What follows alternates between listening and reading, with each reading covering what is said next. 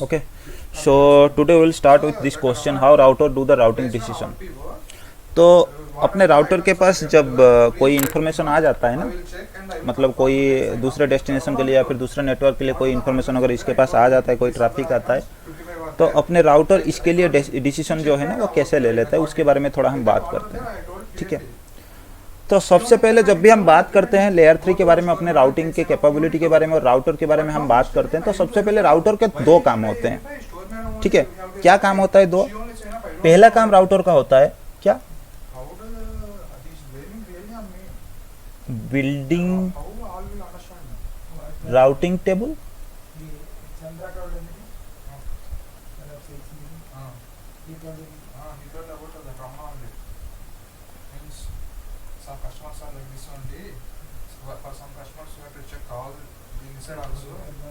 ठीक है, तो आपके राउटर के पास क्या होता है? दो काम होता है यहाँ पे। सबसे पहले क्या काम होता है? सबसे पहले आपके राउटर जो है राउटिंग टेबल को बिल्डअप करता है, उसके बाद जो है वो डेटा सेंड करने की कोशिश करता है। तो हालांकि मैंने दो क्लास में थोड़ा मैंने आपको बिल्डिंग राउटिंग टेबल के बारे में मैंने बताया है, आज हम उसके बारे में भी थोड़ा रिवाइज जैसे कर लेंगे, लेकिन आपको हो सकता है कुछ नया जो है ना आपके पास ऐड हो जाए। तो यहाँ पे बस राउटिंग टेबल बिल्ड करने के लिए ना कुछ टर्म होते हैं।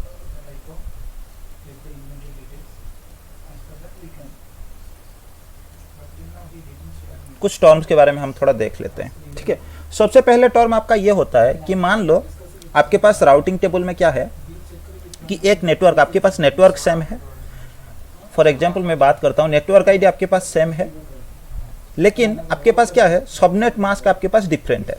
जैसे मैं अगर इसके लिए इंस्टॉल करता हूं, एक /8 के साथ मेरे पास आ रहा है और दूसरे मेरे पास /16 के साथ आ रहा है। तो इस केस में आपका क्या होता है? एडी वैल्यू आपका कुछ भी हो, आपका मैट्रिक वैल्यू आपके पास कुछ भी हो, अगर आपका नेटवर्क सेम है लेकिन सबनेट मास्क अगर आपके पास डिफरेंट आ रहा है, ठीक है, तो इस केस में क्या होगा? ये दोनों के दोनों आपके राउटिंग टेबल में देखने को मिलेंगे। ये नेटवर्क भी आपको राउटिंग टेबल में देखने को मिलेगा, ये नेटवर्क भी आपको राउटिंग टेबल में देखने को मिलेगा। लेकिन जब आप डेटा भेजने की कोशिश करोगे तो उस केस में आपका लॉन्गेस्ट प्रीफिक्स मैच के हिसाब से आपके जो भी है, अगर इसने लॉन्गेस्ट प्रीफिक्स मैच के हिसाब से अगर ये नेटवर्क से मैच होता है आपका ट्रैफिक, तो इससे ट्रैफिक चला जाएगा। अगर इससे मैच नहीं हुआ और इसके साथ मैच हो रहा है तो उस केस में आपका इससे चला जाएगा। मतलब आपका टॉर में ही है, अगर आपका नेटवर्क सेम है, लेकिन अगर आपके पास क्या है, नेटवर्क आईडी आपका सेम है, लेकिन जो सबनेट मास्क है आपके पास या फिर प्रीफिक्स लेंथ आपके पास है वो अगर डिफरेंट है, तो उस केस में आपका क्या होगा? दोनों के दोनों एंट्री आपके पास राउटिंग टेबल में आएंगे, लेकिन उसमें से आपके फिर लॉन्गेस्ट प्रीफिक्स मैच के हिसाब से दूसरे वाला पे या पहली वाला किसी में भी आपका ट्रैफिक मैच हो जाए, डेस्टिनेशन आईपी एड्रेस जिस नेटवर्क में मैच होगा उसके अकॉर्डिंग आपका ट्रैफिक का डिसीजन जो है वो लिया जाएगा। ये एक आपके पास पहला टर्म है। दूसरा टर्म आपके पास है कि दूसरे टर्म में लिख लेता हूं एडी वैल्यू के साथ। ठीक है, तो एडी वैल्यू मैं यहां पे थोड़ा लिख लेता हूं प्राइमरी एंड सेकेंडरी। ठीक है, तो इस केस में क्या है? मान लो आपके पास दो नेटवर्क आ रहे हैं, आपके पास नेटवर्क आपको पता है एडी वैल्यू के बारे में अगर हम बात करते हैं तो उस केस में नेटवर्क और सबनेट मास्क दोनों हमारे पास सेम है, तो अभी तो एडी वैल्यू आपका काउंट किया जाता है। तो यहाँ पे दो नेटवर्क, मेरे पास दो नेटवर्क की इंफॉर्मेशन आ रहे हैं, ठीक है, और प्रीफिक्स लेंथ या फिर सबनेट मास्क मेरा दोनों क्या है यहाँ पे सेम है। तो इस केस में क्या होगा? आपका एडी वैल्यू जो है ना, पहले के लिए मेरे पास एडी वैल्यू 1 आ रहा है, दूसरे के लिए एडी वैल्यू 2 आ रहा है। तो इस केस में आपके राउटिंग टेबल में सिर्फ पहली वाला एंट्री आपका राउटिंग टेबल में देखने को मिलेगा, ये वाला एंट्री आपको राउटिंग टेबल में देखने को नहीं मिलेगा। क्यों? मैंने आपको बताया था एडी वैल्यू हमेशा आपका क्या होता है? लोएस्ट वाला एडी वैल्यू आपका हमेशा प्रीफर किया जाता है, और लोएस्ट के हिसाब से आपके राउटर क्या करेगा? जो राउट उससे रिसीव हो रहा है लोएस्ट एडी वैल्यू के साथ, उसको वो प्रीफर करके राउटिंग टेबल में ऐड कर लेगा, दूसरे वाला को ये राउटिंग टेबल में ऐड नहीं करेगा। ठीक है, इसको मैं कुछ लिख नहीं रहा हूं, मैं बस डेफिनेशन के हिसाब से आपको बता रहा हूं। आप ये वीडियो को एक बार देख के आप क्या करना कि इसकी डेफिनेशन जो है उसे आप लिख लेना। ठीक है, तो इस केस में आपका क्या होगा? जब भी आपके राउटिंग टेबल में आपके पास नेटवर्क दोनों सेम है और सबनेट मास्क भी आपके पास सेम है, लेकिन एडी वैल्यू आपका डिफरेंट आ रहा है, तो आपके दो यहाँ पे नेटवर्क की इंफॉर्मेशन आपके राउटर के पास आ रहा है। राउटर क्या करेगा? जिसका एडी वैल्यू लोएस्ट है उसको राउटिंग टेबल में ऐड करेगा, बाकी को राउटिंग टेबल में ऐड नहीं करेगा। कब तक ऐड नहीं करेगा? जब तक ये लोएस्ट एडी वैल्यू वाला पाथ आपका जब तक डाउन ना चला जाए। अगर किसी वजह से ये लोएस्ट एडी वैल्यू वाला पाथ आपका डाउन चला गया मतलब आपके राउटिंग टेबल से हट गया, तो उसके बाद आपके राउटर क्या करेगा, ये वाले पाथ को फिर से एक्टिव कर देगा, जो सेकंड वाला आपके पास इंफॉर्मेशन है ना, तो इसको एक्टिव कर लेगा। तो इस वैल्यू को यूज करके, ये जो कॉन्सेप्ट आपके पास एडी वैल्यू का है ना, ये कॉन्सेप्ट को यूज करके हम क्या करते हैं, नेटवर्क जब भी कॉन्फ़िगर करते हैं ना, इसका बहुत बड़ा रूल होता है। मतलब क्या है, हम क्या करते हैं, अगर हमारे पास 2 कनेक्शन है किसी एक नेटवर्क में जाने के लिए, या फिर हमारे पास 2 आईएसपी कनेक्शन है, तो उस केस में हम क्या करते हैं, इस एडी वैल्यू के साथ जो भी हमें चेंज वगैरह करना है ना, उसके साथ हम खेल लेते हैं। हम क्या करते हैं, एक को हमें जब प्राइमरी बनाने की बात आता है और दूसरे को सेकेंडरी बनाने की बात आता है, तो उस केस में हम क्या करते हैं, जिसको प्राइमरी बनाना था उसके साथ हम क्या करते हैं, एडी वैल्यू लोएस्ट वैल्यू के साथ कॉन्फ़िगर करते हैं। जिसको सेकेंडरी बनाना था हम एडी वैल्यू क्या करते हैं, हाईएस्ट के साथ कॉन्फ़िगर करते हैं। जैसे फॉर एग्जांपल आप मान लो, इसके पास आपके पास एक राउटर है, इसके बाद आपका LAN नेटवर्क कनेक्ट है, ये आपका LAN स्विच हो गया, ठीक है। और ये राउटर आपका 2 आईएसपी के साथ कनेक्ट है, ये आपका हो गया ISP1, ये आपका हो गया ISP2। तो ISP की तरफ आपको स्टैटिक डिफॉल्ट रूट भेजने की जरूरत होता है, तो आपने यहाँ पे क्या किया, एक डिफॉल्ट रूट आपने इसके तरफ भी कॉन्फ़िगर कर दिया, एक डिफॉल्ट रूट भी आप क्या किया, इसके तरफ भी आपने कॉन्फ़िगर कर दिया, जिसे आप स्टैटिक डिफॉल्ट रूट बोलते हो। क्यों, क्योंकि आप ये डिफॉल्ट रूट का आप स्टैटिकली कॉन्फ़िगर करने जा रहे हो, ठीक है। तो अभी क्या है, आप चाहते हो कि ISP1 आपका प्राइमरी बने और ISP2 आपका सेकेंडरी बने। तो प्राइमरी और सेकेंडरी का कॉन्सेप्ट का मतलब आपका यही है कि आप इसे एक तरह का फेलओवर समझ सकते हो। इस टेक्नोलॉजी को हम फेलओवर टेक्नोलॉजी बोलते हैं। तो इस टेक्नोलॉजी का मतलब यही है कि मैं किसी एक को प्रीफर करूंगा प्राइमरी की तरह, मतलब मैं हमेशा उसको ही यूज करूंगा जिसको मैं प्राइमरी मानूंगा। जब तक मेरा प्राइमरी डाउन ना चला जाए तब तक मैं सेकेंडरी को यूज नहीं करूंगा, और अगर किसी वजह से मेरा प्राइमरी डाउन चला गया तो उस केस में मैं क्या करूंगा, सेकेंडरी यूज कर लूंगा। जैसे फॉर एग्जांपल आपके पास एक कंपनी है, उस कंपनी पे आप नेटवर्क सेटअप करने के लिए जा रहे हो, ये आपका एज राउटर हो गया, जिसके साथ आपका एज राउटर किसको आप बोलते हो, जिसके साथ आपका आईएसपी कनेक्शन कनेक्ट होते हैं, ठीक है। तो आप क्या सोच रहे हो कि कभी भी मेरा नेटवर्क जो है वो डाउन ना जाए, तो आपको क्या करना पड़ेगा, एक आईएसपी के ऊपर आप डिपेंड नहीं कर सकते, क्योंकि हो सकता है वो आईएसपी का कोई मतलब कोई दिक्कत हो जाए तो उसके वजह से आईएसपी डाउन चला जाए, या फिर स्पीड का कोई इशू हो, या कुछ भी हो सकता है, किसी वजह से आपका आईएसपी अगर डाउन चला गया तो आपके पास तो पूरा नेटवर्क का कम्युनिकेशन जो है वो फेल हो जाएगा ना। तो उस केस में हम लोग क्या करते हैं, 2 या 3 आईएसपी कनेक्शन हम ले लेते हैं। तो अभी अगर मेरे पास 2 या 3 आईएसपी कनेक्शन आ गया, तो अभी के लिए सीसीएनए के कॉन्सेप्ट के हिसाब से अगर मैं बात करूं तो हम लोग क्या करते हैं, एक सॉल्यूशन देते हैं कि एक आपका सबसे अच्छा वाला आईएसपी आप रखो, जिससे हमेशा आप प्राइमरी की तरह यूज करो, और एक को आप सेकेंडरी या बैकअप की तरह रख लो। इसका मतलब यही है कि प्राइमरी अगर गलती से कभी भी आपका डाउन चला गया तो उस केस में सेकेंडरी आपका काम चला ले नेटवर्क का। तो इसलिए यहाँ पे भी हमने क्या किया, 2 आईएसपी कनेक्शन ले लिया है राउटर के ऊपर, और आईएसपी की तरफ आपको क्या करना पड़ता है, स्टैटिक डिफॉल्ट रूट जो है ना वो आपको कॉन्फ़िगर करने की जरूरत होता है। तो आपने यहाँ से भी स्टैटिक डिफॉल्ट रूट कॉन्फ़िगर कर दी, यहाँ से भी कर दी, और आप चाहते हो कि ISP1 आपका प्राइमरी बने, तो आप क्या करोगे, जब आप स्टैटिक डिफॉल्ट रूट कॉन्फ़िगर करोगे तो अभी आप क्या करो, कुछ लोएस्ट एडी वैल्यू के साथ इसे कॉन्फ़िगर कर दो। तो आप इसे बाय डिफॉल्ट जो आपका एडी वैल्यू 1 होता है स्टैटिक के लिए, तो उसको 1 रख दो, और इसके लिए आप क्या करो, एडी वैल्यू आप 1 से कुछ ज़्यादा आप 2 भी कॉन्फ़िगर कर सकते हो। तो आपके राउटिंग टेबल में अभी क्या होगा, ये जो राउटर का आपका राउटिंग टेबल है ना, इस केस में आपका ISP1 की तरफ जो आपने डिफॉल्ट रूट कॉन्फ़िगर किया है ना, ये डिफॉल्ट रूट आपको हमेशा देखने को मिलेगा, क्योंकि इसका एडी वैल्यू आपका 1 है। अगर गलती से ये वाला आईएसपी आपका डाउन चला गया, राउटिंग टेबल से इसकी इन्फॉर्मेशन चला गया, फिर उसके बाद ऑटोमेटिकली ये वाला जो एडी वैल्यू 2 के साथ होगा, क्योंकि आपके पास अभी के लिए तो इसका एडी वैल्यू लोएस्ट हो गया, क्योंकि एक ही आपके पास अभी इन्फॉर्मेशन बचा है, दूसरे तो आपका डाउन चला गया। तो अब सडनली क्या होगा, ये जो दूसरे वाला इन्फॉर्मेशन है ना, ये आपके राउटिंग टेबल में आपको देखने को मिलेगा, जो ISP2 वाले की तरफ आपने कॉन्फ़िगर करके रखा है। लेकिन जब तक आपका प्राइमरी एक्टिव है तब तक ये आपको देखने को नहीं मिलेगा। जब आपका प्राइमरी डाउन चला जाएगा फिर ये आपको देखने को मिलेगा। एक बार ये दिख गया, फिर उसके बाद अगर आपका प्राइमरी कनेक्शन फिर से अप आ गया, तो उस केस में फिर से ये जो राउटिंग टेबल में आपके पास एंट्री था ये रिफ्लेक्ट होने लगेगा, आपको देखने को मिलेगा। आपके राउटर फिर इसको प्रीफर करने लगेगा और इसको फिर राउटिंग टेबल से आपका हटा देगा। ठीक है, तो जब भी आप स्टैटिकली किसी राउट को आप प्राइमरी या सेकेंडरी जब आप डिफाइन करने की कोशिश करते हो, तो आप क्या करते हो, आप डिफॉल्ट रूट कॉन्फ़िगर करने के लिए जाते हो। ठीक है, जब हम इसका एक प्रैक्टिकल कर लेंगे ना, तो अभी भी आपको क्या होगा, अच्छे से समझ में आ जाएगा। तो अभी के लिए हम एक काम करते हैं, हम सबसे पहले जो स्टैटिक रूट का कॉन्फ़िगरेशन के बारे में मैंने आपको बताया था, वो कॉन्फ़िगरेशन एक बार हम प्रैक्टिस कर लेते हैं, फिर उसके बाद हम जो है आगे चलेंगे।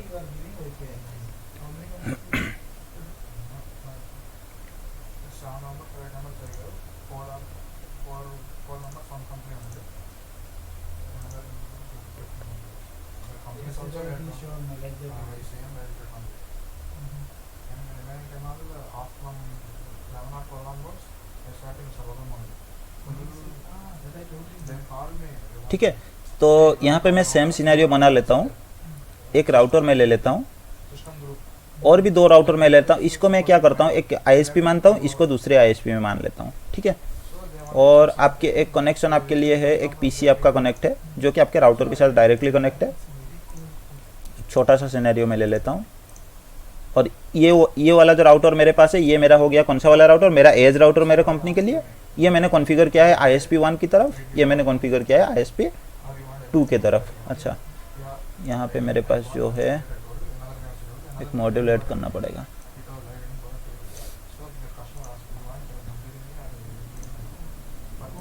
आप पैकेट ट्रेसर में आप भी जब प्रैक्टिकल करने के लिए जाते हो, एक डिवाइस में अगर आपके पास ज़्यादा पोर्ट्स नहीं है तो उस केस में आपको न्यू मॉड्यूल्स ऐड करने की ज़रूरत होता है यहाँ पे वर्चुअली। उसके लिए आपको क्या करना पड़ता है, आप स्विच को पहले ऑफ कर दो डिवाइस के, उसके बाद आप क्या करो, कोई भी मॉड्यूल इसमें से जिसमें आप यहाँ पे कोई भी मॉड्यूल पे क्लिक करोगे ना तो आपको यहाँ पे आउटपुट देखने को मिलेगा वो मॉड्यूल किस तरह का है। जिसमें आपके पास ज़्यादा इथरनेट का पोर्ट वगैरह हो उस तरह का मॉड्यूल को आप ले लो और लेके यहाँ पे क्या करो, कनेक्ट कर दो इस तरह का ड्रैग करके। फिर उसके बाद आप डिवाइस को पावर ऑन कर दो।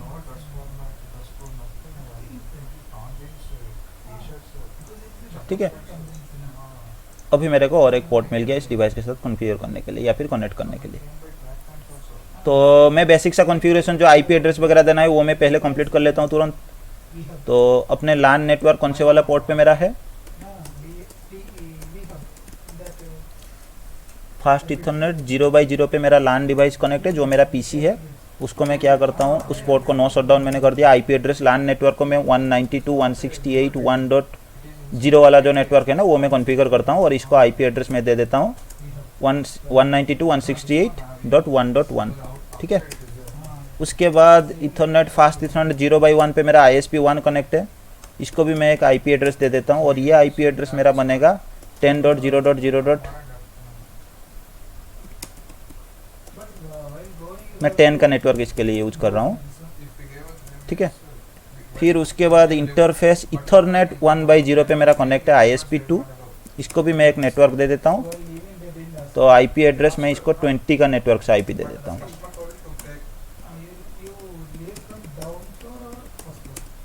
ठीक है, मैंने इसको राइट भी कर लिया, और इनको भी एक बार मैं आईपी दे देता हूँ।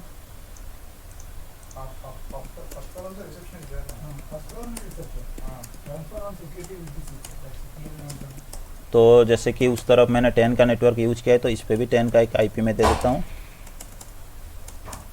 ठीक है, तो मैं लूपबैक एक बना लेता हूँ।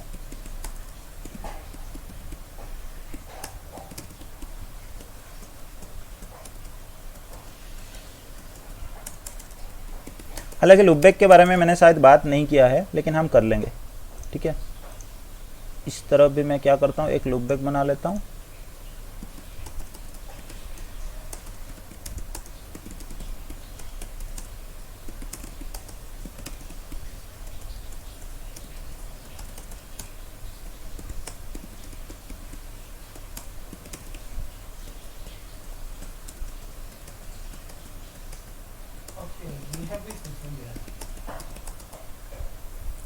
ठीक है, तो सबसे पहले हमें काम करते हैं, इसके राउटिंग टेबल को एक बार वेरीफाई कर लेते हैं। अभी के लिए हमने कोई राउटर कॉन्फ़िगर मतलब कोई राउटिंग टेबल हमने कॉन्फ़िगर नहीं किया है, कोई राउट।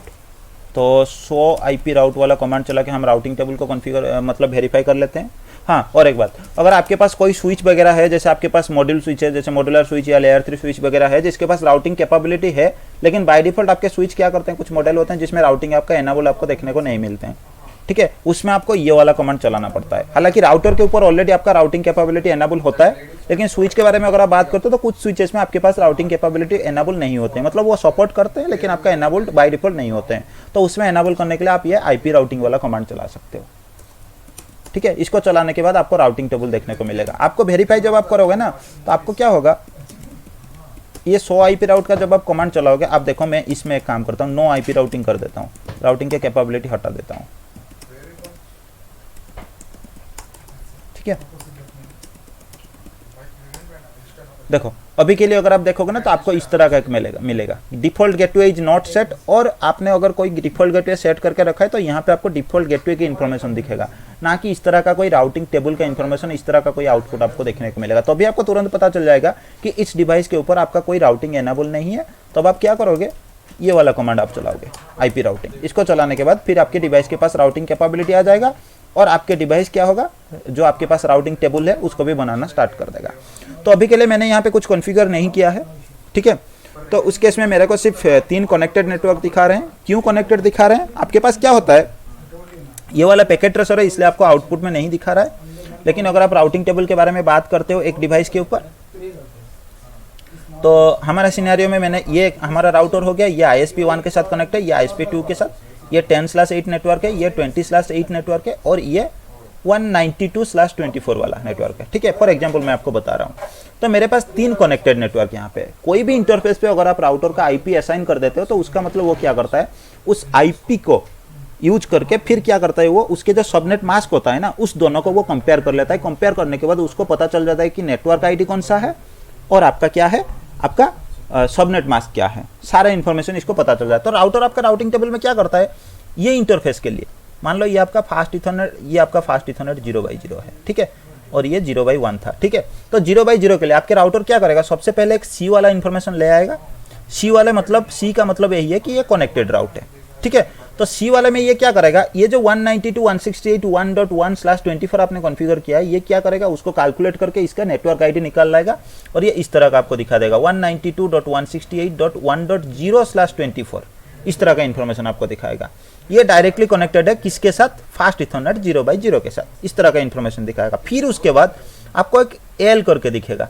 एल का मतलब आपका लोकल हो गया। लोकल मतलब आपका क्या है, ये जो इंटरफेस पे आपने IP कॉन्फ़िगर किया है ना, इस IP एड्रेस की इन्फॉर्मेशन को ये इस तरह का फिर दिखाएगा 192.168.1.1/24। ये किससे कनेक्ट है, फास्ट इथरनेट 0/0 से। ये किस लिए ये दिखाता है, अब देखो अगर आप बात करते हो तो ये जो आपके, ये जो लोकल वाला आपके पास कॉन्सेप्ट है ना, ये कॉन्सेप्ट क्यों आया इस इंटरफेस के लिए। देखो अगर ऐसा हो सकता है कि इसी राउटर पे बैठ के या फिर कई दूसरा से, यहाँ से जो कोई यूजर बैठा है या फिर इस तरफ कोई यूजर बैठा है, वो इस वाले इंटरफेस को डायरेक्ट पिंग करने की कोशिश कर रहा है, तो आपके राउटर क्या करेगा, अगर ये वाला एंट्री इसके पास नहीं होगा ना, तो आपके पास हो सकता है बहुत सारे सबनेटेड नेटवर्क हो सकते हैं। यहाँ पे मैंने /24 के लिए एक ही एंट्री में यहाँ पे दिखा रहा है, हो सकता है स्टैटिकली भी आपने /26 के लिए रखा है, 27 के लिए रखा है, 28 के लिए रखा है, तो इस तरह का बहुत सारे मल्टीपल एंट्री भी एक नेटवर्क के लिए हो सकता है। तो आपके डिवाइस जब तक उसे लॉन्गेस्ट प्रीफिक्स मैच के रूल के हिसाब से या फिर कोई रूल के हिसाब से जब तक उसे एंट्री ना मिले उस IP एड्रेस के लिए, तो वो क्या करेगा, तब तक नेटवर्क ढूंढता रहेगा एक के बाद एक राउटिंग टेबल में। तो उसमें क्या होगा, आपके डिवाइस का जो प्रोसेस होता है ना, वो यूज हो जाता है। इसीलिए फिर बाद में, ये पहले वाला कॉन्सेप्ट नहीं था, ओल्ड वाले डिवाइस में आपको देखने को नहीं मिलता था, लेकिन फिर लेटेस्ट वाले जो डिवाइस आए ना, मतलब लेटेस्ट वाले मतलब 8-10 साल या उस टाइम के बाद जो आपके पास डिवाइसेस आ रहे हैं, उसमें ये एल वाला जो लोकल आपका कॉन्सेप्ट जो है वो आ गया। उस डायरेक्ट IP एड्रेस के लिए आपको एक एंट्री देखने को मिलेगा। ये आपका /24, मैं कंफर्म नहीं हूँ, ये /24 या फिर /32 करके आपको दिखाएगा, दोनों में से कोई एक वैल्यू आपको देखने को मिलेगा। ठीक है, मेरे को एक्चुअली तुरंत याद नहीं आ रहा है, मैं देख के आपको बता दूंगा। तो ये एंट्री से क्या होगा, आपको फायदा क्या है, अगर बाहर से कोई ट्रैफिक आ रहा है ना, तो सडनली यहाँ से मैच हो जाएगा और इस इंटरफेस को आपका ट्रैफिक जो है भेज दिया जाएगा। ज़्यादा कि आपके पास अभी ज़्यादा राउटिंग टेबल चेक करने की जरूरत नहीं है। तो आपके पास हमेशा यही होगा कि आपके पास जो कनेक्टेड इंटरफेस है उसमें जो नेटवर्क का IP आप कॉन्फ़िगर कर रहे हो, तो आपके राउटिंग टेबल में उसके लिए 2 एंट्री आपको देखने को मिलता है। उस कनेक्टेड नेटवर्क के इन्फॉर्मेशन C करके आपको देखने को मिलेगा, और L करके उस नेटवर्क की जो उस इंटरफेस का जो IP एड्रेस है ना, डायरेक्ट उस IP एड्रेस के लिए आपको एक एंट्री देखने को मिलेगा। तो ये पैकेट ट्रेसर में आपको देखने को नहीं मिल रहा है। आप देख लो, आपके पास 3 कनेक्टेड नेटवर्क बस दिखा रहा है और 3 लोकल वाला नेटवर्क भी आपको देखने को मिलेगा ओरिजिनल डिवाइस पे अगर आप चेक करोगे। तो यहाँ पे आपके पास 10/8 का एक नेटवर्क मैंने कॉन्फ़िगर किया है, कनेक्टेड के हिसाब से दिखा रहा है, क्योंकि मैंने कॉन्फ़िगर इसको फास्ट इथरनेट 1/0/1 पे किया है और एक इथरनेट 1/0 और फास्ट इथरनेट 0/0 पे मैंने किया, इसलिए कनेक्टेड ये दिखा रहे हैं। ठीक है, तो मैं एक काम करता हूँ, मेरे पास क्या है, 2 ISP अभी कनेक्टेड है। ये मेरे पास एक ISP हो गया, ये मेरे पास और एक ISP हो गया। तो ISP की तरफ हम क्या करते हैं, हम चाहे तो स्टैटिक रूट कॉन्फ़िगर कर सकते हैं, चाहे तो हम डायनामिक रूट कॉन्फ़िगर कर सकते हैं। तो अभी मैं क्या करूंगा, मैं अभी नॉट डायनामिक, डिफ़ॉल्ट रूट हम कॉन्फ़िगर कर सकते हैं। तो अभी मैं क्या करूंगा, सबसे पहले यहाँ पे मेरा एक ही नेटवर्क अवेलेबल है जो कि 8.8.8.8 है, जो कि पहले वाला ISP के पास भी है, दूसरे वाला ISP के पास भी है। तो मैं क्या करूंगा, दोनों के लिए स्टैटिक रूट अभी कहाँ पे कॉन्फ़िगर करूंगा, अपने एज वाले राउटर के ऊपर। तो मैंने अपने एज वाले राउटर के ऊपर मैं आ गया। ठीक है, तो स्टैटिक रूट जब हम कॉन्फ़िगर करने के लिए जाते हैं, तो स्टैटिक रूट कॉन्फ़िगर करने के लिए हमारे पास क्या होता है, मैंने आपको बताया था कि आपके पास क्या इन्फॉर्मेशन चाहिए। सबसे पहले आपको नेटवर्क ID चाहिए, आपको सबनेट मास्क चाहिए, तीसरी इन्फॉर्मेशन आपको क्या चाहिए कि आपको वो वाला इन्फॉर्मेशन, मतलब एग्जिट इंटरफेस आपको कॉन्फ़िगर करना है या फिर आपको नेक्स्ट हॉप IP के साथ कॉन्फ़िगर करना है। और जैसे कि यहाँ पे हम इथरनेट टेक्नोलॉजी यूज करते हैं, तो इथरनेट टेक्नोलॉजी में हमेशा आपका सजेस्टेड यही है कि एग्जिट इंटरफेस के लिए आप मत जाओ, आप नेक्स्ट हॉप आईपी एड्रेस जो है वो कॉन्फ़िगरेशन करने के टाइम आप यूज करो। लेकिन अगर आपके पास सीरियल कनेक्शन है, जो कि आजकल के ज़माने में देखने को ही नहीं मिलता है, कई कई पे कोई लोग यूज करते हैं, तो सीरियल के केस में आपको एग्जिट इंटरफेस ही यूज करने की जरूरत होता है स्टैटिक रूट कॉन्फ़िगर करने के टाइम। तो यहाँ पे स्टैटिक रूट कॉन्फ़िगर करने के लिए आपके पास कमांड ये होता है आईपी राउट, ठीक है। आपको आईपी राउट लिखना पड़ता है कॉन्फ़िगरेशन टर्मिनल में, फिर उसके बाद आपको नेटवर्क आईडी देना पड़ता है। जैसे 8.8.8 के बारे में अगर मैं बात करूं तो यहाँ पे 8.8.8 को मैंने कैसे कॉन्फ़िगर किया है,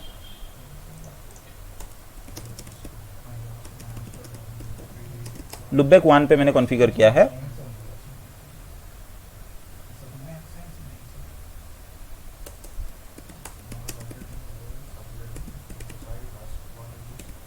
अच्छा, ये इंटरफेस रनिंग वाला कॉन्फ़िगरेशन आपका नहीं ले रहा है, ठीक है।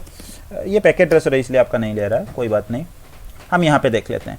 देखो यहाँ पे मैंने /32 वाला कॉन्फ़िगर किया है। ये जो /32 वाला है ना, ये आप सिर्फ लुबैक को कॉन्फ़िगर कर सकते हो /32 के हिसाब से।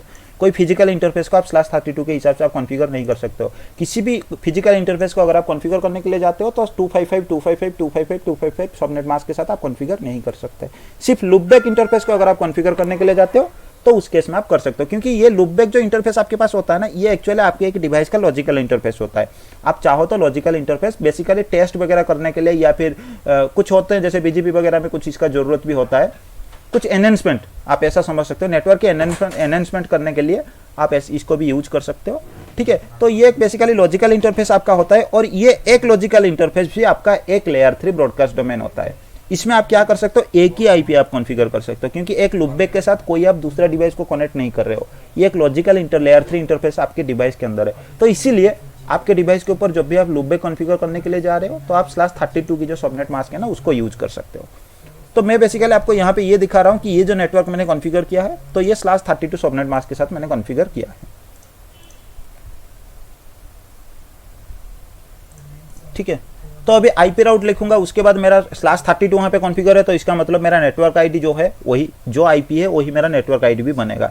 और उसके बाद सबनेट मास्क मेरा क्या है, ये हो गया मेरा सबनेट मास्क, मैं कॉन्फ़िगर करने जा रहा हूँ। इसके बाद अगर मैं क्वेश्चन मार्क लगा लूंगा तो मेरे पास बहुत सारे इन्फॉर्मेशन आ रहे हैं। सबसे पहले ये तो मेरा नेक्स्ट हॉप की इन्फॉर्मेशन मांग रहा है, फॉरवर्डिंग राउटर्स एड्रेस, मतलब कौन से वाले डिवाइस को आगे मैं अपना डाटा देना चाहता हूँ, तो इसका मतलब ये नेक्स्ट हॉप आईपी आपके पास हो गया। ये डायलर इंटरफेस वगैरह आपके कुछ PPP का कुछ आपके पास कॉन्सेप्ट होते हैं, टेक्नोलॉजी आपके पास होता है, उसके लिए यूज होता है। आप अगर एग्जिट इंटरफेस आप यूज करने की कोशिश करते हो तो उस केस में आप चाहो तो डायलर इंटरफेस यूज कर सकते हो PPP के केस में। आप इथरनेट अगर आपके पास टेक्नोलॉजी है तो इथरनेट की आप जो, अगर आपके पास फिजिकल पोर्ट है तो इथरनेट, या फिर फास्ट इथरनेट, जिगाबिट इथरनेट, या फिर आप लुबैक को भी भेज सकते हो, या फिर आप नॉल भी यूज कर सकते हो। नॉल का मतलब आपका यही है कि इसके लिए अगर आपके पास कोई यूजर कोई डेटा आपको भेज रहा है तो ये ड्रॉप हो जाए। नॉल का मतलब आपका, अगर एग्जिट इंटरफेस आप नॉल की तरह यूज करते हो तो इसका मतलब आपके डेटा क्या होगा, आपका ड्रॉप हो जाएगा। कैसे होगा यहाँ पे मैं आपको बता देता हूँ। अब देखो यहाँ पे जो आपके पास ये वाला डिवाइस है ना, ये अगर 8.8.8.8 के लिए डेस्टिनेशन लगा के कोई भी ट्रैफिक ये डिवाइस के पास भेजेगा, और ये डिवाइस में अगर आप एग्जिट इंटरफेस नॉल कर देते हो तो ये डिवाइस आगे चाहे वो नेटवर्क अवेलेबल हो या ना हो, उससे कोई मतलब नहीं। ये डिवाइस क्या करेगा, खुद यहीं पे अपने डेटा जो है ड्रॉप कर लेगा, अपने राउटिंग टेबल को चेक करेगा, उसे एग्जिट इंटरफेस नॉल मिलेगा और वो क्या करेगा, डेटा को ड्रॉप कर देगा, ठीक है। तो एक तरह के अगर आप सिक्योरिटी वगैरह के लिए आप चाहते हो कि कोई आईपी जो है, कोई आपका यूजर जो है वो उस आईपी को एक्सेस ना कर पाए, तो उस केस में भी आप ये नॉल वाला इंटरफेस जो है ना आप यूज कर सकते हो एग्जिट इंटरफेस की तरह। और उसके बाद सीरियल अगर आपके पास एग्जिट इंटरफेस के लिए है तो सीरियल आप यूज कर सकते हो, या फिर आपके पास अगर SBI है तो उस केस में आप VLAN इंटरफेस को भी यूज कर सकते हो। तो ये सारे टेक्नोलॉजी को आपको इथरनेट के लिए यूज करने की कोई ज़रूरत नहीं। आप नेक्स्ट हॉप ये आपका सजेस्टेड है, लेकिन आप चाहो तो यूज कर सकते हो। तो बेसिकली आपको यूज करने के लिए ये 3 ऑप्शन आप मान लो आपके पास यूज करने के लिए होते हैं, और सीरियल भी आप यहाँ पे पैकेट ट्रेसर पे टेस्ट कर सकते हो। तो यहाँ पे हम क्या करेंगे, हम एग्जिट इंटरफेस के साथ कॉन्फ़िगर करेंगे। तो exit interface next hop IP address के साथ हम कॉन्फ़िगर करेंगे, ठीक है। तो नेक्स्ट हॉप IP एड्रेस मतलब क्या है, ये डिवाइस में अगर मैं कॉन्फ़िगर कर रहा हूँ और मैं डेटा चाहता हूँ कि इसके तरफ भेजने के लिए, तो मेरा इस डिवाइस के लिए नेक्स्ट हॉप IP कौन सा होगा, ये वाला डिवाइस का ये इंटरफेस का IP। मैं फिर से थोड़ा क्लियर करके आपको बता देता हूँ। देखो ये मेरे पास राउटर हो गया, ये मेरे पास और एक राउटर ISP का राउटर एक कनेक्ट है।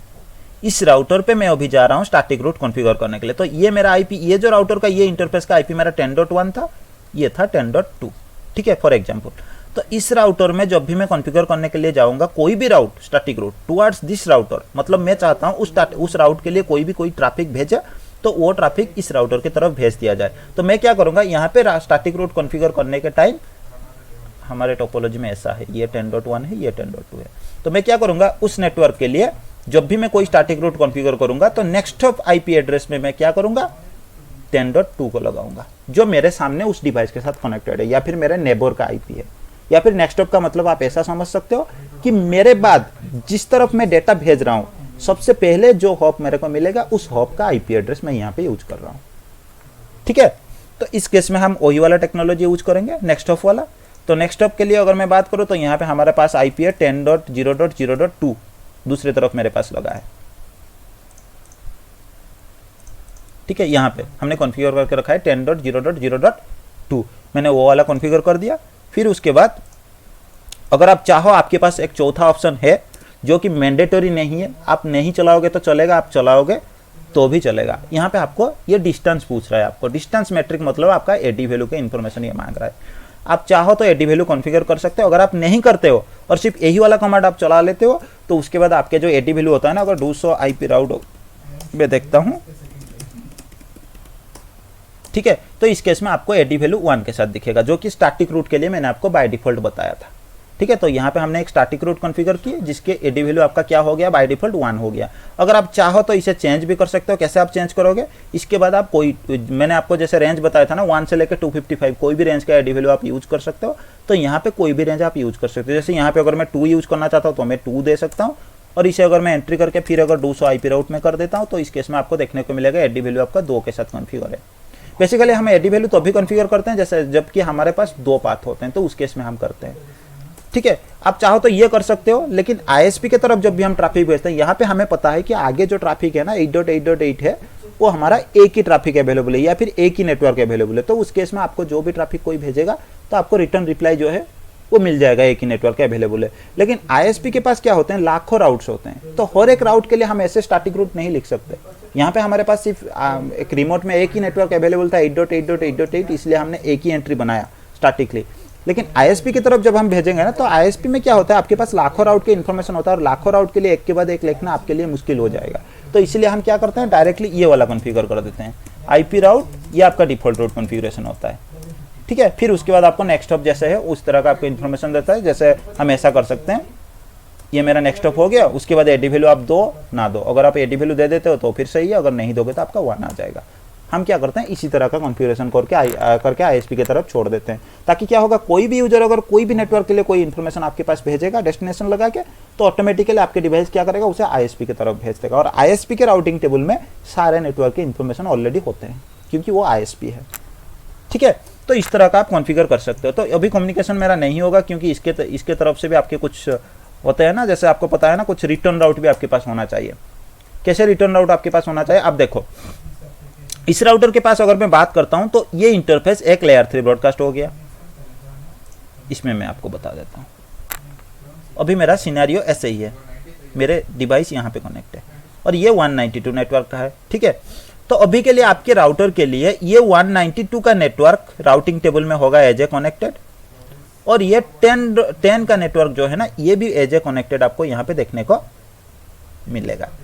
इसीलिए अगर ये वाला यूजर 10.2 या फिर ये यूजर अगर 10.2 के साथ कम्युनिकेट करने की कोशिश करे, तो आपके इस राउटर के पास जब ट्रैफिक आएगा वो राउटिंग टेबल देख के आपके इन्फॉर्मेशन जो है वो आगे भेज देगा। अभी आपने क्या किया, एक अलग सा इन्फॉर्मेशन आपने लगाया, 8 नेटवर्क के लिए आपने कोई इन्फॉर्मेशन लगा दी।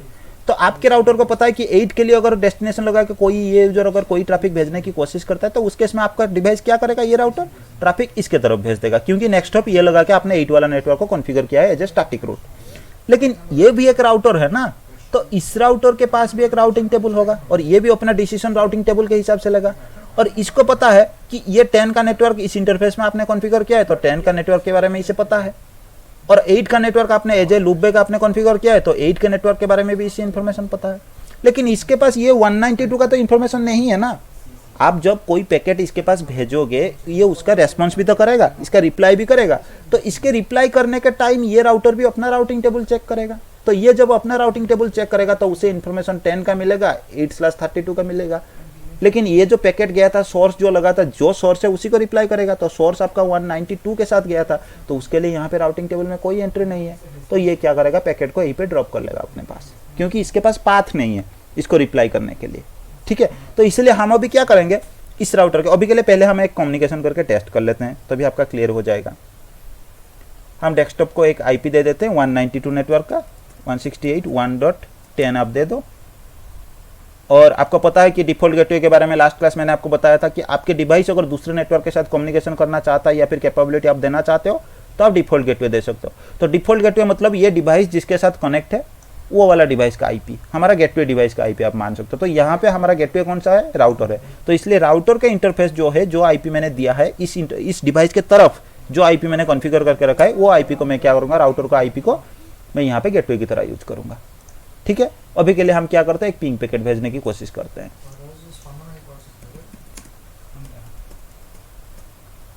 ठीक है, अब देखो मैं पैकेट भेजने की कोशिश कर रहा हूँ, लेकिन ये पैकेट मेरा क्या हो रहा है, मेरे पास रिटर्न नहीं आ रहा है।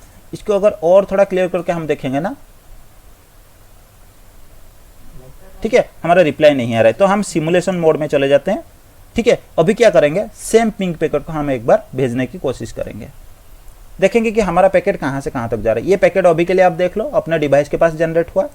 नेक्स्ट ये डिवाइस अपने गेटवे को दे दिया, ठीक है, क्योंकि दूसरे नेटवर्क में हम कम्युनिकेट करने की कोशिश कर रहे हैं, इसलिए गेटवे एड्रेस जो है ये इंटरफेस का आईपी अपने डिवाइस को हमने मेंशन किया था, इसलिए वो गेटवे के पास इंफॉर्मेशन दे दिया। अभी गेटवे के पास हमने ऑलरेडी ये जो गेटवे का डिवाइस है उसमें ऑलरेडी 8.8.8.8 नेटवर्क के लिए हमने ऑलरेडी कॉन्फ़िगर किया है एक स्टैटिक रूट कि आपको ट्रैफिक इसके तरफ भेजना पड़ेगा। तो इसने ट्रैफिक भेज दिया, लेकिन इसके पास जब ट्रैफिक आ गया, अब आप देखो ये इसे क्रॉस मार्क आपको दिखा रहा है। इसने क्या किया, अपना राउटिंग टेबल, ये रिप्लाई करेगा तो रिप्लाई करते टाइम इसने अपने राउटिंग टेबल चेक किया और अपने राउटिंग टेबल में इसे कोई भी इंफॉर्मेशन नहीं मिला कि कौन सी नेटवर्क के लिए, ये डिवाइस की नेटवर्क के लिए जो सोर्स आईपी यहाँ पे था, ठीक है। तो उस केस में आपका कोई भी जो कम्युनिकेशन है ना, इसने कम्युनिकेशन को क्या किया, ड्रॉप कर दिया। इसे अगर और थोड़ा क्लियर के हिसाब से अगर हम देखेंगे तो मैं यहाँ पे और एक बार फ्लो बना लेता हूँ, थोड़ा समझने की कोशिश करना। ये मेरा एज राउटर हो गया, ये डिवाइस हो गया जिसका आईपी है 192.10 आप ऐसा मान लो, ये 192.1, ये 10.1, ये 10.2, ये हो गया ये राउटर। इसके ऊपर आपने एक लूपबैक बनाया 8.8 के लिए, और इसकी राउटिंग टेबल में आपने एक ऑलरेडी 10 के लिए नेटवर्क पड़ा था, 192 के लिए एक एंट्री पड़ा था, और 8.8 के लिए आपने ऑलरेडी एक एंट्री स्टैटिकली कॉन्फ़िगर कर दिया। तो ये डिवाइस जब भी कोई ट्रैफिक 8.8 को भेजने की कोशिश करेगा, और यहाँ पे आपने डिफॉल्ट गेटवे 192.1 दे दिया, ये क्या करेगा, लेयर 3 के इन्फॉर्मेशन में जो आईपी होता है सोर्स आईपी, ये सोर्स आईपी खुद का लगाएगा और डेस्टिनेशन आईपी 8.8 लगाएगा। लेयर 2 के इन्फॉर्मेशन में फिर मैक एड्रेस ये खुद का लगाएगा जो भी होगा, और डेस्टिनेशन मैक एड्रेस कौन सा लगाएगा, अपने गेटवे का मैक एड्रेस लगा लेगा। वो आर्प का जो कल लास्ट क्लास मैंने बात किया था ना, आर्प रिजोल्यूशन के हिसाब से ये गेटवे के मैक एड्रेस को रिजोल्व कर लेगा, और उस मैक एड्रेस जो भी होगा, बी होगा, सी होगा, कुछ भी होगा, ये लगा लेगा, और ये पैकेट को ये क्या करेगा, अपने गेटवे के पास भेज देगा। गेटवे जब भी ये इन्फॉर्मेशन देखेगा, मैक एड्रेस के हिसाब से जो भी इसे प्रोसेस करना है, मेरे लिए है कि नहीं, वो सारी चीज़ वो चेक कर लेगा। फिर उसके बाद लेयर 3 की इन्फॉर्मेशन जब वो देखेगा, लेयर 3 के इन्फॉर्मेशन में ये क्या करेगा, डेस्टिनेशन आईपी को चेक करेगा, और डेस्टिनेशन आईपी चेक करके इसे पता चल जाएगा कि ये आईपी मेरे लिए नहीं है, ठीक है। तो ये क्या करेगा, डेस्टिनेशन आईपी की नेटवर्क को अपने राउटिंग टेबल में ढूंढने की कोशिश करेगा। तो ये ढूंढेगा, और राउटिंग टेबल में इसको पता चल गया कि ये वाला इन्फॉर्मेशन मेरे राउटिंग टेबल में पड़ा है, और इसके लिए कोई ट्रैफिक अगर मेरे को भेजना है तो मेरे को यहाँ से ट्रैफिक आगे भेजना पड़ेगा। तो ये क्या करेगा, इस ट्रैफिक को फिर यहाँ पे जब राउटर के पास आ जाएगा, राउटर लेयर 3 के इन्फॉर्मेशन कुछ भी चेंज नहीं करेगा, आपका जैसे 192.10 था, जैसे डेस्टिनेशन 8.8 था, वो इन्फॉर्मेशन आपका सेम होगा। लेयर 2 के इन्फॉर्मेशन में फिर ये भेजते टाइम यहाँ से क्या करेगा, मान लो ये सी था मैक एड्रेस, ये डी था, तो ये सी मैक एड्रेस लगाएगा सोर्स मैक में, और डेस्टिनेशन मैक में ये डी लगाएगा, और इस पैकेट को फिर क्या करेगा, आगे इसके पास भेज देगा। इसके पास जब ये पैकेट आ जाएगा, ये पहले चेक करेगा कि डेस्टिनेशन मैक एड्रेस किसका है, ये देखेगा कि डेस्टिनेशन मैक एड्रेस मेरा ही है, मैंने रिसीव किया है। उसके बाद ये फिर देखेगा कि डेस्टिनेशन आईपी एड्रेस कौन सा है, देखेगा तो डेस्टिनेशन आईपी एड्रेस देखने के बाद इसे पता चल जाएगा कि मेरे ही इंटरफेस के लिए आईपी जो पैकेट है ना, ये मेरे ही इंटरफेस के लिए आया है। तो ये कौन सा वाला पैकेट आया है, तो ये कुछ रिक्वेस्ट आया था, आप ऐसा मान लो। तो रिक्वेस्ट आया है मतलब मेरे को रिप्लाई करना पड़ेगा। तो ये क्या करेगा, रिप्लाई करने के लिए ये जो सोर्स आईपी है ना, क्योंकि जब आपके पास पैकेट आ रहा है तो उसमें सोर्स जो भेज रहा है उसके पास इन्फॉर्मेशन आ रहा है, तो आप जब भी रिप्लाई करोगे तो सोर्स आपका डेस्टिनेशन होना चाहिए। तो यहाँ पे ये जब भी लेयर 3 पैकेट बाइंड करने की कोशिश करेगा, तो यहाँ पे सोर्स आपका 8.8 हो जाएगा और डेस्टिनेशन आपका 192.10 हो जाएगा, क्योंकि ये रिप्लाई कर रहा है। तो इस केस में जब भी ये देखेगा तो डेस्टिनेशन 192.10 के लिए ये अपना राउटिंग टेबल चेक करेगा, और राउटिंग टेबल में इसके सिर्फ आपने कोई राउट यहाँ पे कॉन्फ़िगर नहीं की तो 8.8 के लिए बस राउटिंग टेबल में कनेक्टेड का इन्फॉर्मेशन पड़ा है और 10/8 के लिए पड़ा है। तो इस केस में इसको राउटिंग टेबल में 192 नेटवर्क के लिए और या फिर इस आईपी के नेटवर्क के लिए कोई भी एंट्री इसको नहीं मिलेगा। तो इसलिए ये इसे राउट नहीं कर पाएगा, क्योंकि आपको क्लियरली पता है राउटर जब भी राउटिंग करने की कोशिश करता है तो राउटिंग टेबल के बेसिस पे कोशिश करता है। तो इस केस में राउटिंग टेबल में अगर एंट्री नहीं है तो उस केस में वो डाटा भेज नहीं पाएगा और ये ट्रैफिक आपका यहीं पे इस राउटर के पास ड्रॉप हो जाएगा। तो यहाँ पे भी अगर आप देखोगे तो आपका सेम चीज हुआ, सेम सिनेरियो यहाँ पे हैपन हुआ कि इस राउटर के पास आपका ट्रैफिक जो है वो ड्रॉप हो गया। तो अभी इसको बचाने के लिए, कम्युनिकेशन कराने के लिए हम क्या करेंगे, इस राउटर के पास भी एक इन्फॉर्मेशन दे देंगे कि 192 नेटवर्क में जाने के लिए आपके पास पाथ कौन सा होगा। तो इस राउटर अगर 192 को कोई ट्रैफिक भेजने की कोशिश करे तो हम क्या करेंगे, इसकी नेक्स्ट हॉप इस वाले डिवाइस को दे देंगे, ताकि इसको कोई भी 192 के लिए कोई नेटवर्क के लिए आईपी के लिए कोई अगर ट्रैफिक भेजने की जरूरत हो तो ये क्या करे, उस पैकेट को आगे ये वाला डिवाइस पे दे दे। तो हम सेम चीज करने के लिए जा रहे हैं, आईपी राउट 192.168.1.0 इस नेटवर्क के लिए और /24 था ये नेटवर्क, तो /24 हमने दे दिया। उसके बाद अभी हमें क्या कॉन्फ़िगर करना है, नेक्स्ट हॉप आईपी, तो नेक्स्ट हॉप आईपी हमें पता है 10.0.0.1 है, हमने इसको दे दिया और बाय डिफॉल्ट ऐसे ही हमने रहने दे दिया। अभी के लिए अगर हम देखेंगे 100 आईपी राउट के लिए तो आप देखो अभी राउटिंग टेबल में एक 192 नेटवर्क के लिए आपके पास इन्फॉर्मेशन आ गया, ठीक है। और आपको एक चीज मैं आपको यहाँ पे बता दूं, मैं एक चीज मैं करता हूँ, फास्ट इथरनेट 0x0 को मैं शट डाउन कर देता हूँ। ये इंटरफेस आप याद रखना कि ये जो आईपी आपने कॉन्फ़िगर किया था ना, ये वाला और ये वाला, ये दोनों आपके डिपेंडेंट थे किसके ऊपर, फास्ट इथरनेट 0x0 के ऊपर।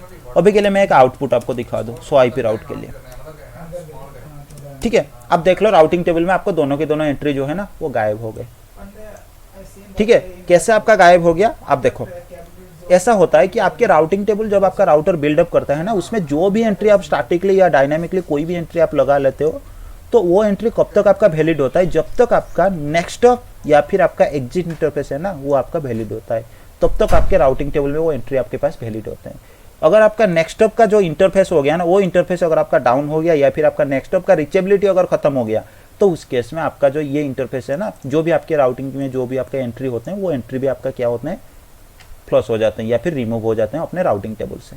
तो यहाँ पे क्या हुआ, आपने 2 एंट्री लगाया था, एक एंट्री आपने खुद बनाया था 192 के लिए और एक एंट्री आपका कनेक्टेड डायरेक्ट बना था। तो इसमें क्या हुआ, इसमें ये एंट्री के लिए अगर आप बात करोगे तो ये एंट्री के लिए डिपेंडेंट किसके ऊपर था, डिपेंडेंसी आपका 10.0.0.1 के लिए था। तो आपके राउटर जब भी कोई ट्रैफिक भेजने की कोशिश करेगा 192.168.1.0 की कोई नेटवर्क के लिए, तो वो देखेगा कि इस नेटवर्क के लिए मेरा नेक्स्ट हॉप कौन सा है, तो ये देखेगा नेक्स्ट हॉप ये है। तो फिर ये चेक करेगा, एक रिकर्सिव लुकअप इसको बोला जाता है, फिर ये चेक करेगा कि इस 10.0.0.1 पे ट्रैफिक भेजने के लिए मेरे को कौन सा एंट्री चेक करना पड़ेगा, फिर ये देखेगा उसके लिए एंट्री आपका ये है। तो आपके इसके लिए फिर ये देखेगा कि ये ट्रैफिक जो आगे भेजने के लिए मेरे पास एग्जिट इंटरफेस, आपको ये वाला एंट्री से उस डिवाइस को आपको पता चल जाएगा। तो ये क्या करेगा, ये वाला एंट्री से आपका ट्रैफिक जो है वो एग्जिट करा देगा।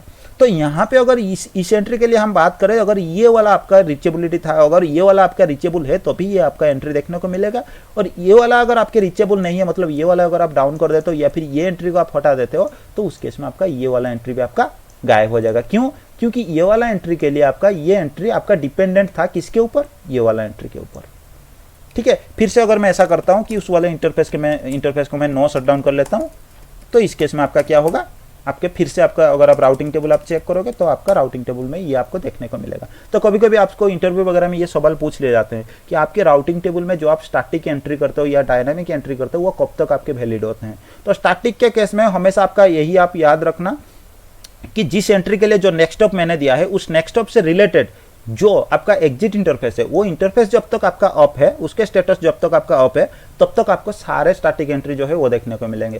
अगर गलती से आपका जो एग्जिट इंटरफेस वो डाउन चला गया तो उस केस में आपको सारे स्टैटिक एंट्री जो है वो चले जाते हैं। और डायनामिक के लिए अगर आप बात करोगे तो उस केस में आपका जो ये नेक्स्ट हॉप होता है ना, नेक्स्ट हॉप भी अगर डाउन है तो कुछ डायनामिक प्रोटोकॉल के अपडेट आपके पास नहीं आते हैं, जैसे BGP वगैरह में, ठीक है। तो उसके लिए हर एक प्रोटोकॉल के हिसाब से आपके रूल्स जो होते हैं वो चेंज होते रहते हैं आपके लिए, ठीक है। अभी के लिए मैंने दे दिया एक एंट्री, आपको पता है 192 नेटवर्क के लिए हमने एक एंट्री यहाँ पे बना ली। अब हम क्या करते हैं, एक पिंग करके देखते हैं सेम नेटवर्क को,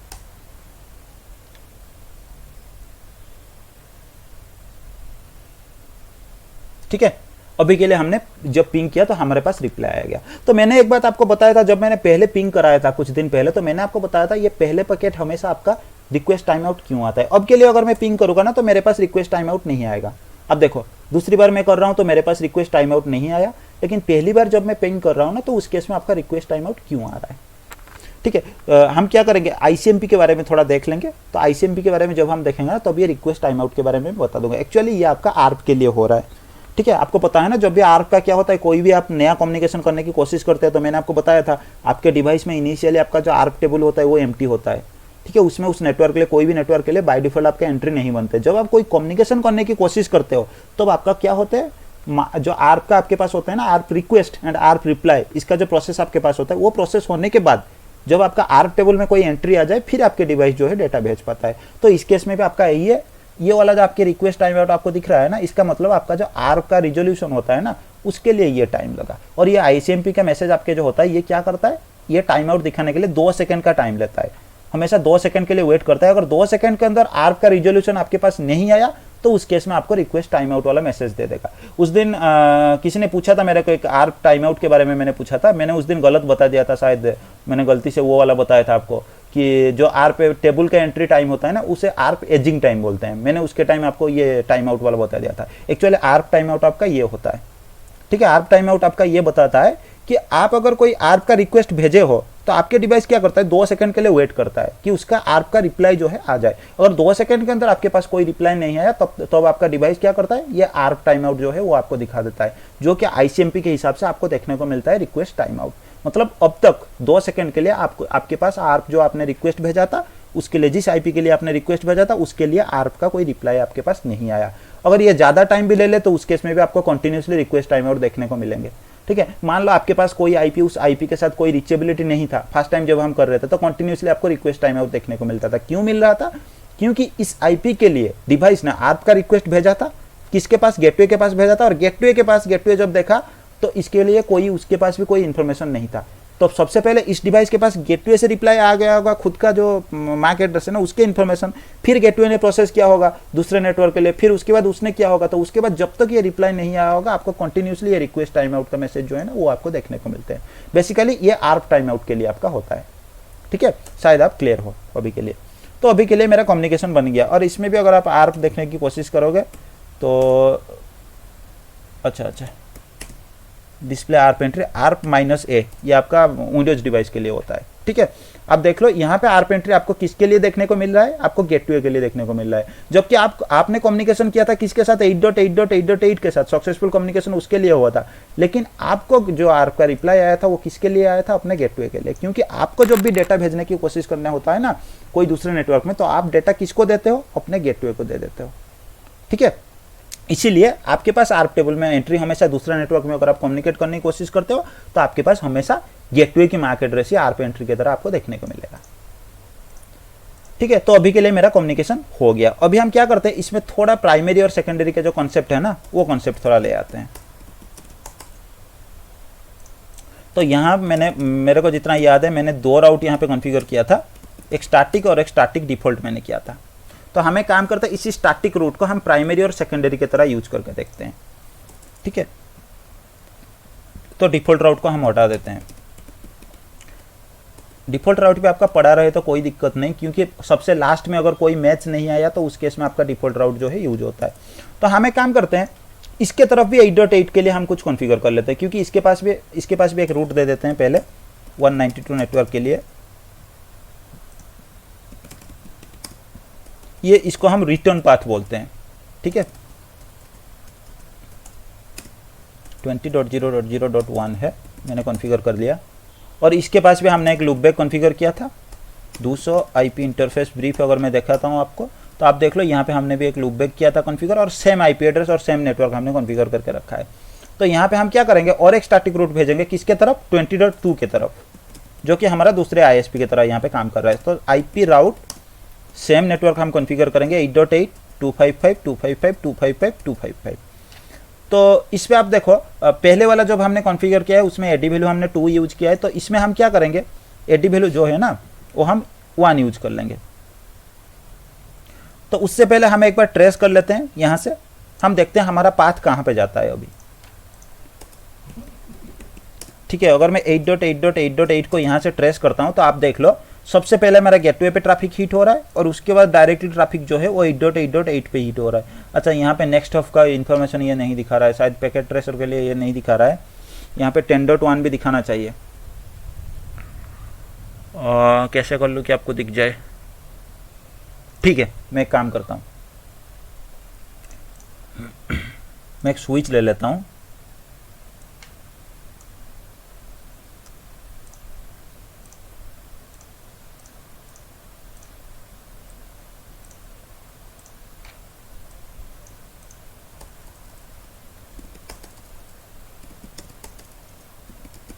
मैं वो लुकबैक इंटरफेस को हटा देता हूँ बस टेस्ट करके आपको दिखाने के लिए। फिर इंटरफेस फास्ट इथरनेट 0x1 पे मैं एक नेटवर्क दे देता हूँ, आईपी एड्रेस 8.8.8.1।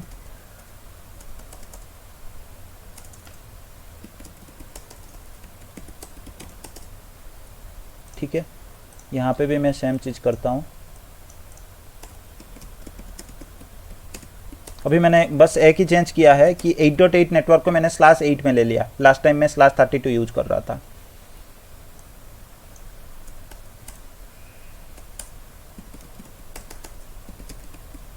(8.8.8.2)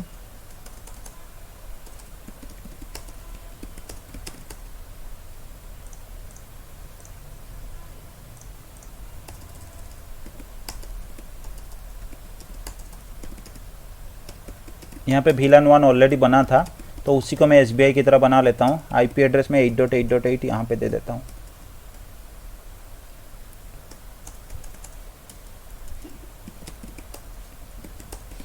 तो इसके पास मैं क्या करता हूँ, दोनों के लिए रिटर्न के लिए कुछ राउट में दे देता हूँ।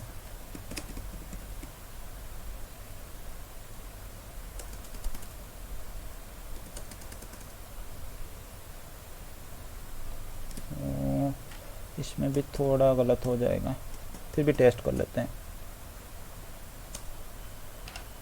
और दूसरा मैं कॉन्फ़िगर कर देता हूँ किसके साथ, 2 के साथ।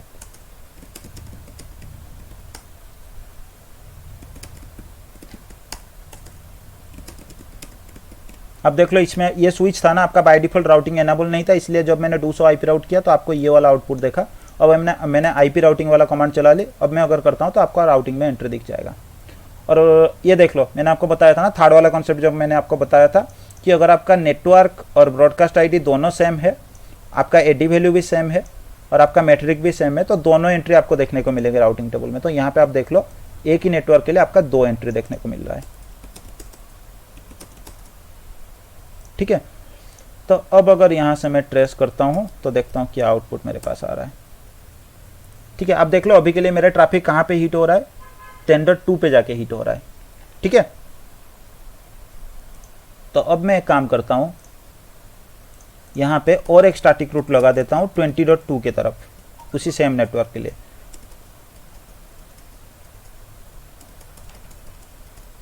ठीक है, और इसका एडी वैल्यू मैं क्या करता हूं, 1 कर लेता हूं। ठीक है, पहले वाला जब मैंने राउटिंग टेबल कॉन्फ़िगर किया था उसमें एडी वैल्यू मेरा पहले वाला 10.2 के लिए मैंने 2 कॉन्फ़िगर करके रखा था, अभी इसको मैंने 1 दे दिया। अब थोड़ा हम चेक करते हैं कि इसमें आउटपुट आपका क्या आ रहा है। ये थोड़ा टाइम आपका आर्क रिजोल्यूशन के लिए ले रहा है।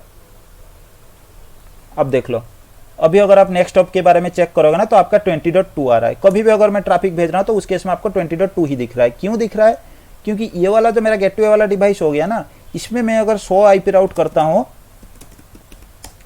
तो आप देख लो 8.8 के लिए 20.2 का एडी वैल्यू आपका लोएस्ट है और दूसरे एडी वैल्यू जो हमने कॉन्फ़िगर किया था ना उसका एडी वैल्यू आपका ज़्यादा है। तो सेकंड कॉन्सेप्ट के हिसाब से मैंने आपको बताया था, उसमें क्या होगा, आपका जिसका एडी वैल्यू लोएस्ट है वो आपका राउटिंग टेबल में देखने को मिलेगा, दूसरे वाला एडी वैल्यू आपका राउटिंग टेबल में देखने को नहीं मिलेगा। और 20.2 के लिए जो एंट्री ये पड़ा है ना, ये मेरा कौन से इंटरफेस से कनेक्टेड है, आप देख लो, ये इथरनेट 0x0 पे है। तो एक काम करते हैं, हम इथरनेट 0x0 को भी डाउन कर लेते हैं, 1x0 सॉरी। तो गलती से मान लो मेरा ISP जो है वो डाउन हो गया, उसके बाद हमने डाउन कर लिया और उसके बाद हम क्या करेंगे, एक बार राउटिंग टेबल जो है वो चेक कर लेंगे। आप देख लो, अभी के लिए अगर आप राउटिंग टेबल चेक करोगे तो पुराना वाला एंट्री जो है आपका फिर से आपको देखने को मिलेगा। तो उसके बाद मैं क्या करता हूँ, फिर से वो वाला इंटरफेस को मैं नो शट डाउन कर लेता हूँ, मतलब मेरा राउटिंग जो मेरा ISP है ना वो मेरा ऑफ आ गया। तो आप देखोगे फिर से 20 वाला एंट्री जो है आपको राउटिंग टेबल में देखने को मिलेगा। देखो फिर से 20 वाला एंट्री आपका रिफ्लेक्ट हो गया। मतलब यहाँ पे 20 वाला आपका हमेशा प्राइमरी बन रहा है, क्यों? क्योंकि इसका एडी वैल्यू आपका लोएस्ट है, और दूसरे वाला आपके पास जो है वो आपका सेकेंडरी बन रहा है। फिर से मैं इसे एक बार डाउन कर लेता हूँ और आपको ट्रेस करके दिखा देता हूँ कि आपके ट्रैफिक किसके तरफ जा रहा है। अगर आप यहाँ पे एक बार देखोगे ना ट्रेस करके, तो आपके ट्रैफिक आप देख लो 10.2 की तरफ जा रहा है। ठीक है, जितने बार भी आप करोगे तो आपको 10.2 की तरफ जाते हुआ देखेगा। अगर मैं यहाँ पे नो शट डाउन कर लेता हूँ, मेरा सेकेंडरी आईएसपी जो है वो अगर अप आ गया, तो उस केस में उसका एडी वैल्यू मैंने लोएस्ट कॉन्फ़िगर करके रखा है, इसलिए अभी अगर मैं कोशिश करूंगा ट्रैफिक भेजने के लिए तो मेरा 20.2 की तरफ जाएगा। ठीक है, तो इसका मतलब लोएस्ट एडी वैल्यू के साथ जो वैल्यू आपका जो राउट आप कॉन्फ़िगर करते हो वो आपका प्राइमरी की तरह काम करता है, और हाईएस्ट एडी वैल्यू के साथ जो आप कॉन्फ़िगर करते हो वो आपका क्या होता है, सेकेंडरी की तरह काम करता है। जब तक आपका प्राइमरी अप है तब तक आपका सेकेंडरी का कोई काम नहीं, लेकिन आपका एक बार प्राइमरी डाउन चला गया तो सेकेंडरी ऑटोमेटिकली आपके राउटिंग टेबल में रिफ्लेक्ट होने लगता है। और एक केस हम यहाँ पे देख लेते हैं कि जो आईपी राउट हमने करके रखा है ना 8.8 के लिए, हम सबका क्या करते हैं, एडी वैल्यू जो है वो चेंज कर लेते हैं, सेम कर लेते हैं। इसके तरफ एडी वैल्यू हमने 2 किया था, तो इसको भी हम 1 कर लेते हैं। अभी एक बार हम क्या करते हैं, 200 आईपी राउट करके देख लेते हैं। तो आप देख लो आपके पास अभी के लिए एंट्री कितना है, 2 एंट्री आपके पास राउटिंग टेबल में आ गया। अभी हम एक बार ट्रेस करके देखते हैं कि मेरा पैकेट जो है कहाँ जा रहा है। तो सबसे पहले मैंने जब ट्रेस किया ना, तो मेरे पैकेट 10.2 पे गया था।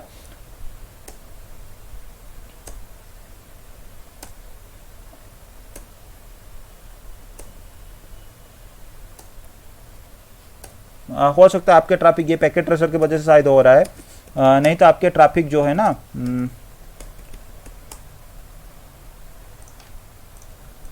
एक टाइम आपका 10.2 की तरफ जाएगा, दूसरे टाइम आपका 20.2 की तरफ जाते हुए आपको देखने को मिलता। एक बार मैं ट्रबल शूट भी कर लेता हूँ, शायद हो सकता है डिवाइस सही हो और मैं गलत हूँ।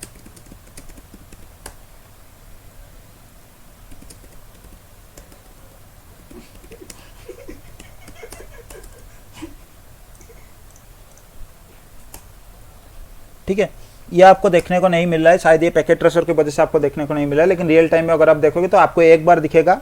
हो सकता है एक बार, 2 बार, 3 बार आपको देखेगा एक तरफ जाता हुआ, और दूसरी बार आपको दूसरी तरफ जाता हुआ देखने को मिलेगा। ठीक है, तो ये आपका एक्चुअली इस तरह का आपके पास कुछ राउटिंग के कुछ कॉन्सेप्ट्स है। तो आज के लिए 7:28 हो गया है, तो यहाँ पे हम स्टॉप करते हैं। इसमें अगर किसी के पास कोई डाउट या फिर कोई सवाल वगैरह हो तो आप कंटिन्यूसली पूछ सकते हो, लेकिन ये टर्म्स कुछ याद रखने की ज़रूरत होता है। अगर आप इसको याद नहीं रखोगे तो उसके बाद जब आप राउटिंग, डायनामिक राउटिंग वगैरह प्रोटोकॉल के बारे में आप पढ़ोगे ना, तो आपको समझ में नहीं आएगा थोड़ा। ठीक है जी, क्लियर है। ठीक है, तो इसमें बस ज़्यादा कुछ टॉपिक हमने कवर नहीं किया, हमने यही टॉपिक बस कवर किया था। क्या क्या टॉपिक मैंने कवर किया एक बार रिवाइज भी कर लेता हूँ 1 मिनट में। सबसे पहले राउटर अपना क्या करता है, राउटिंग टेबल बनाता है, और सेंडिंग डेटा के लिए इसमें एक 2 मिनट में ले लेता हूँ और आपको बता देता हूँ। और डेटा सेंड करने के लिए आपके राउटर क्या करता है पता है, एक बार आपका राउटिंग टेबल बन गया तो डेटा सेंड करने के लिए आपके राउटर क्या करता है, डेस्टिनेशन नेटवर्क के लिए, डेस्टिनेशन आईपी की नेटवर्क के लिए राउटिंग टेबल को चेक करता है, और डेटा भेजने के लिए नेक्स्ट स्टॉप जो होता है ना, या फिर जिसको डेटा डिलीवरी करना है उसके लिए आर्प टेबल चेक करता है। 2 टेबल यहाँ पे ये चेक करता है। पहले राउटिंग टेबल चेक करता है नेटवर्क के लिए, नेटवर्क के इन्फॉर्मेशन के लिए, और दूसरी बात डेटा भेजने के लिए या हैंडओवर करने के लिए जो लेयर 2 के इन्फॉर्मेशन अटैच करने के लिए ये क्या करता है, आर्प टेबल चेक करता है मैक एड्रेस के लिए। ठीक है, 2 इन्फॉर्मेशन आपके चेक किया जाता है। और ये कॉन्सेप्ट सिर्फ ट्रेडिशनल राउटिंग के बारे में मैं बता रहा हूँ, और आपके पास भी और दूसरे कॉन्सेप्ट है, जैसे सेप, सिस्को एक्सप्रेस फॉरवर्डिंग वगैरह आपके पास कॉन्सेप्ट है। तो उस केस में ये वाला राउटिंग टेबल और आर्प टेबल जो चेक करने की प्रोसेस होता है ना, वो थोड़ा आपका चेंज हो जाएगा। एक्चुअली रियल टाइम में अगर आप डिवाइस के बारे में बात करते हो तो राउटिंग टेबल और आर्प टेबल आपका चेक नहीं होता है, लेकिन आपको ट्रेडिशनल राउटिंग के हिसाब से आपको ये समझना जरूरी है। आप अभी के लिए इसको समझ के चलो, यही दोनों आपका चेक होते हैं। और अगर किसी को भी आप बताते हो कि यही आपका होता है तो सबको लगता है कि हाँ यही सही है, लेकिन रियल टाइम में आपका ये नहीं होता है। आपके पास कुछ दूसरे तरीके से ऐप वगैरह में कुछ कॉन्सेप्ट आपका चेंज होते हैं, उसके बारे में आप इतना दिमाग अभी के लिए मत लगाओ। आप यही सोचो कि आपके राउटिंग टेबल और आर्प टेबल इसको चेक किया जाता है। ठीक है, और कोई आपके पास सवाल वगैरह हो तो आप पूछो।